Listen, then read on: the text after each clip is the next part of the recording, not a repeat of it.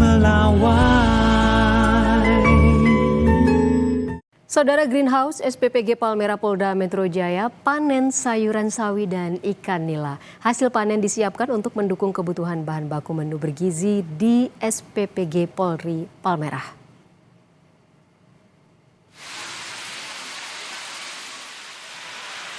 Panen sawi di Greenhouse SPPG Palmerah Polda Metro Jaya dilakukan dari 3 meja tanam.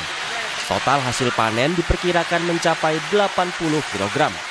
Sayuran ini dibudidayakan dengan metode hidroponik dan bebas pestisida. Proses tanam hingga panen dilakukan selama kurang lebih 1 bulan. Panen kali ini merupakan siklus kedua yang diperuntukkan bagi SPPG Palmerah. Selain sayuran, Greenhouse SPPG Palmerah juga memanen ikan patin sebanyak sekitar 560 ekor.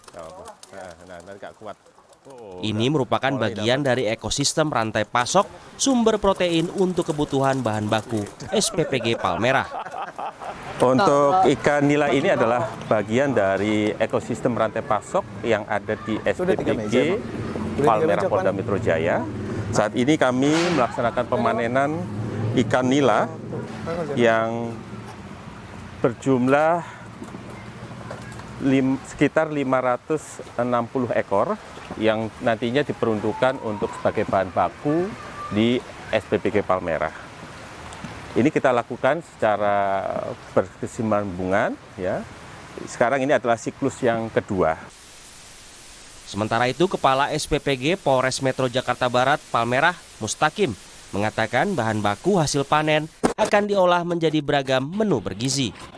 Ini SPPG Polri Palmerah telah menerima hasil bahan baku dari Greenhouse Polda Metro Jaya.